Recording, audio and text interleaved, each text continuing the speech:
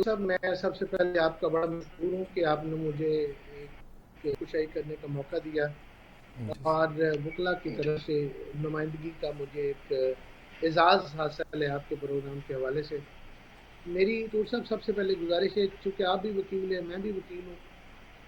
جو لا ہے نا جی، چونکہ ہمارا topic law and order situation پہ ہے.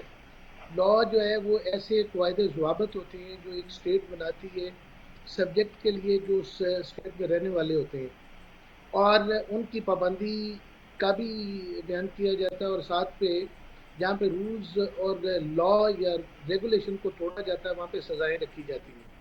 جی بالکل. اگر کوئی بھی ریاست اپنے ملک کے لیے کوئی بھی ضوابط بنائے، جو کوئی قانون بنائے اور اس کی مکمل پاسداری ہو جائے، تو پھر میرا خیال میں کہ کوئی بھی سبجیکٹ یا کوئی بھی اس کا رہنے والا یا اس کا کوئی باشندہ وہ جب لا کے تابع ہو جائے گا تو وہاں پہ لا اینڈ آرڈر کی سچویشن خراب نہیں ہوگی. ہمارے ہاں جو سب سے بڑا ہے کہ ہمارے لاز بنائے جاتے ہیں جو اسٹیٹ کو چاہیے ان کو ریگولرائز کرے، ان کو منوائے، تو وہاں پہ اسٹیٹ کی طرف سے کیونکہ وہ امپلیمنٹ نہیں ہو سکتے. جب چیزیں امپلیمنٹ نہ ہو سکیں تو انسان جبلی طور پہ وہ ایک آزاد اپنے آپ کو کرنا چاہتا ہے، اور لا کے ڈومین سے نکل ہے. تو پھر جب قانون کی امپلیمنٹیشن نہیں ہوتی تو انیٹیکلی انسان جیسے یہ سارے معاملات خراب ہو جاتے ہیں. جب تک ہمارے ملک میں بنائے جانے والے قوانین ان کی اطلاق منوان نہیں ہوتی تو اتنی دیر تک یہ لا اینڈ آرڈر کی سچویشن پہ وہ کنٹرول نہیں ہو سکتی. اس میں صرف یہ نہیں ہے کہ صرف جو قاعدہ بنا ہے وہ صرف انسان کے جسم سے متعلقہ ہو، بلکہ سوشیو اکنامک پالیسیز ہیں وہ بھی کچھ اس طرح کی ہونی چاہیے جس پہ ڈسکریمنیشن نظر نہ آئے. جب ڈسکریمنیشن تو عوام جو ہے وہ قانون کو مانگی. میرا اس میں ایک بریف سا ایک انالیسز ہے آپ کے لیے. جی بالکل. آپ کا سر جو پوائنٹ آف ویو ہے ایز اٹ از، ہم بھی جو اپنے پچھلے پروگرام میں ان میں جو باتیں ڈسکس کر رہے تھے اس میں بھی یہی ایک پوائنٹ جو ہماری نظر میں آیا کہ امپلیمنٹیشن آف لا جو ہے دیٹ از ویری امپورٹنٹ. اب ہوتا یہ ہے کہ قانون بن تو جاتے ہیں، قانون بنانے کے بعد اگر اس کی امپلیمنٹیشن نہیں ہوگی تو آبویسلی سزا کا جو عمل ہے وہ رک پائے گا. اب جب کسی کو سزا نہیں ملتی تو پھر لوگ جو ہیں وہ جرم سے رکتے نہیں ہیں، پھر ریپوٹیشنز آتی ہیں، پھر جرائم پیش عناصر وہ یہ سمجھتے ہیں کہ یار قانون ہمارا کیا کر لے گا. اور ویسے بھی بالکل امتیاز صاحب اس میں ایک سوال جو ہے ابھی باتوں میں میرے ذہن میں آیا ہے کہ جرائم میں کہتے ہیں کہ کوئی بھی کرمنل جو ہے، کوئی بھی ملزم جو ہے وہ قانون کا لاڈلا ہوتا ہے. اب جب ملزم کو ہی قانون کا لاڈلا بنا دیا جاتا ہے اور پھر امپلیمنٹیشن آف لا کی جیسے ہم بات کر رہے ہیں اس کا وہ ممکن نہیں ہو پاتی، تو پھر کرمنل ایکٹیویٹیز جو ہیں وہ بھی ریپیٹ ہوتی ہیں. تو یہ ملزم کو لاڈلا کیوں بنایا گیا قانون میں؟ اصل میں تو سب چونکہ ہمارا جو ریاست کے سارے معاملات چلتے ہیں وہ ہم نے آئین کے تابع چلنا ہوتا ہے. جی بالکل. اور آئین چونکہ ایک ہماری وہ ایک کتاب ہے جس کے تابع تمام قوانین نے بننا ہوتا ہے. چونکہ ہمارے آئین میں آرٹیکل 4 آ جاتے ہیں کہ person should be treated in accordance with law. کوئی بھی اس کا حق ہے وہ ختم نہیں کیا جاتا تاکہ قانون کے تابع اس کو نہ لے کے آیا جائے. اسی طرح جب ہم جاتے ہیں آرٹیکل 9 پہ کانسٹیٹیوشن پہ ڈگنیٹی آف مین کے بارے میں بتایا گیا ہے. پھر آرٹیکل 14 پہ جب آتے ہیں تو اس پہ وہ بھی ہمارے فنڈامنٹل رائٹ میں جو بتایا گیا. یہ 3 آرٹیکل جب ان کو ملا کے پڑھتے ہیں نا تو اس کا جو کریکس نکلتا ہے، کریکس یہ نکلتا ہے. پھر اس کے ساتھ آرٹیکل 10A پہ آ جاتے ہیں جو کانسٹیٹیوشن کا فیئر ٹرائل سے ڈیل کرتا ہے. تو اس جی میں جی. بتایا گیا جی کہ کسی بھی بندے کا حق جب آپ نے ختم کرنا ہو، کسی کی لبرٹی آپ نے ختم کرنی ہو تو اسٹینڈرڈ آف پروف بنا دیا جاتا ہے. فوجداری میں اسٹینڈرڈ آف پروف اور ہے، سول میں اسٹینڈرڈ اونس ٹو پروف جو ہے اس کا معیار اور ہے. جی بالکل. کیونکہ بطور مسلم قرآن پاک میں بھی یہ بڑا واضح طور پہ بتایا گیا ہے کہ کوئی بندہ جب آپ نے کوئی فیصلہ کرنا ہوتا ہے تو اس پہ ملزم کو ہر ممکن وہ وسائل دینے چاہیے اور اس دینا چاہیے جس میں وہ اپنی بے گناہی ثابت کر سکے. اور وہاں پہ بھی بینیفٹ آف ڈاؤٹ جو ہے وہ شریعت میں بھی دیا گیا ہے جی چونکہ بالکل شرعی طور پہ بینیفٹ آف ڈاؤٹ دیا گیا، اسی لیے اسی ہی انالوجی کی بیسس پہ بتایا جاتا ہے کہ child is favourite accused is favourite child of. تو یہ کوئی غیر انسانی یا کوئی غیر اخلاقی رویہ نہیں ہے جس کے تابع ہم کہتے ہیں کہ accused is favourite child of law.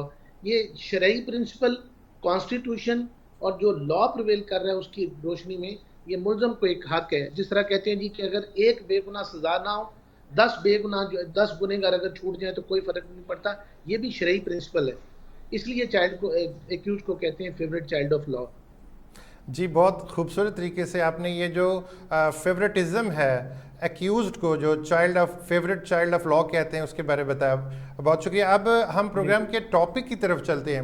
اب جو لا اینڈ آرڈر کی مخدوش صورتحال ہم اپنی سراؤنڈنگ میں دیکھتے ہیں، ہم جو پبلک پوائنٹس ہیں ڈفرینٹ ان پہ دیکھتے ہیں.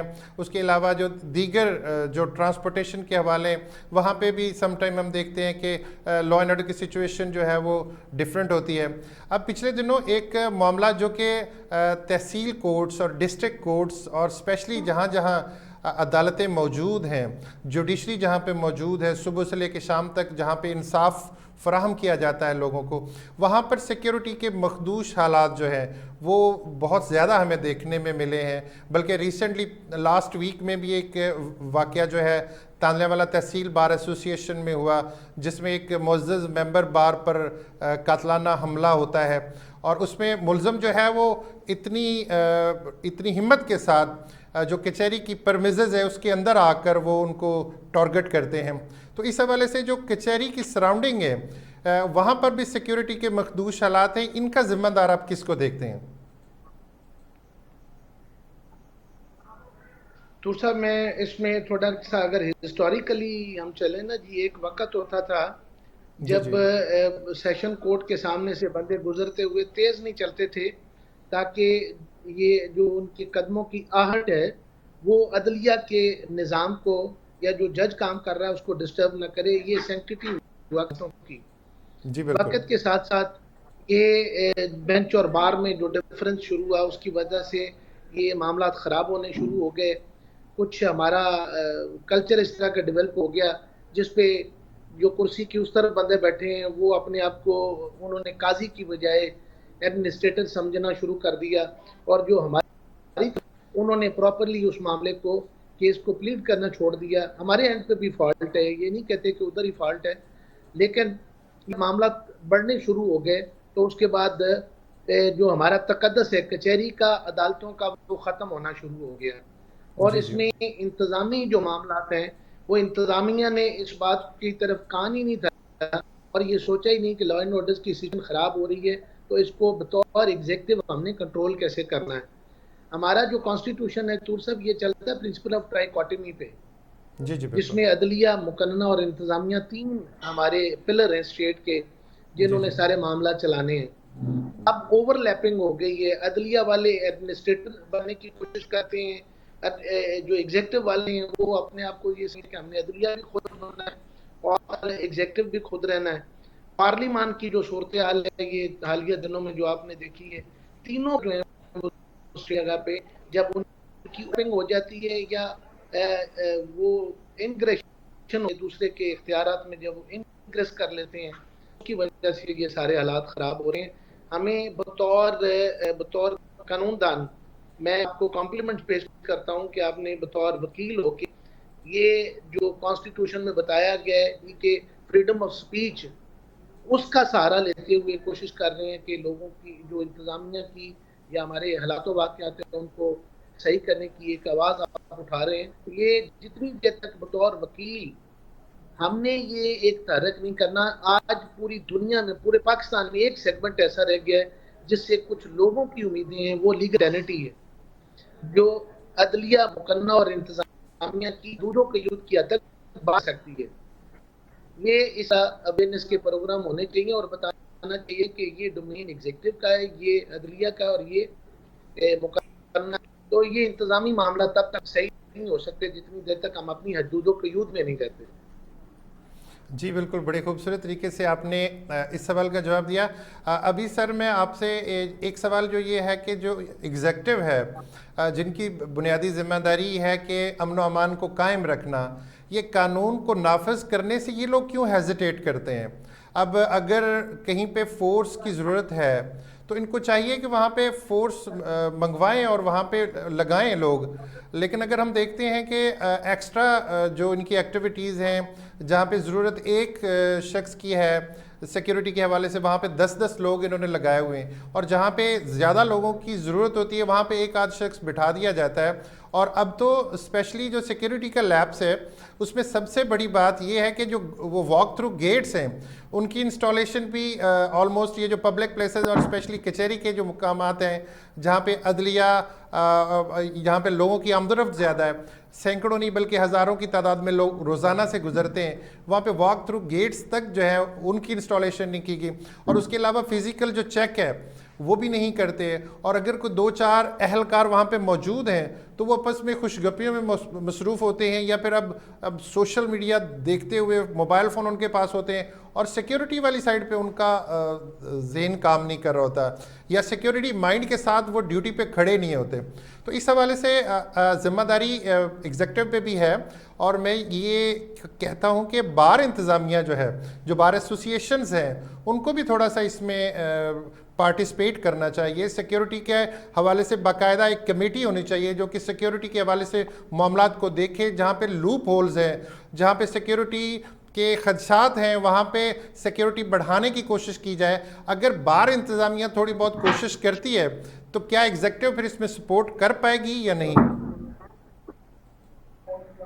تو صاحب، ایک تو آپ کے جو سارے جو آپ نے سوال پوچھا اس میں کئی جواب بھی ساتھ ہی ہیں. میں تھوڑا سا اس کو تھوڑا سا ایلیبوریٹ کرنا چاہوں گا. ایک فیکٹ ہوتا ہے جی، فیکٹ یہ جی کہ آپ، میرا نام امتیاز احمد ہے، اگر کوئی مجھے امتیاز کہے گا تو یہ فیکٹ ہے، یہ میرے لیے گالی نہیں ہے. جی بالکل. جو ہماری بیوروکریسی ہے یہ پبلک سرونٹ ہے. جی بالکل. یہ ایک فیکٹ ہے.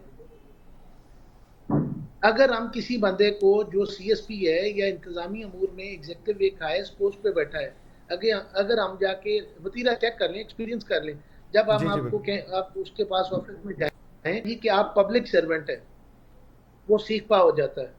جی جی. یعنی فیکٹ جو ہے اس سے چشم برا ہو جاتے ہیں، وہ چشم پوشی اختیار کرتے ہیں، یہاں پہ کام خراب ہو جاتا ہے.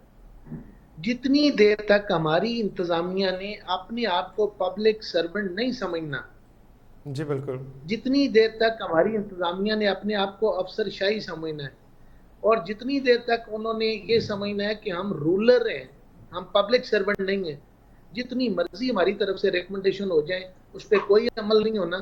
یہ سیلف جو ہے نا جی، اپنے آپ کی گرومنگ وہ کرنی ضروری ہے. جو بندہ بھی ایکٹیو میں آتا ہے، اللہ تعالیٰ ان کو مزید ترقی دے، ہمیں اس پہ کوئی جیلسی نہیں ہوتی. بطور وکیل ہم یہ کہتے ہیں کہ ادارے ٹھیک چلنے چاہیے.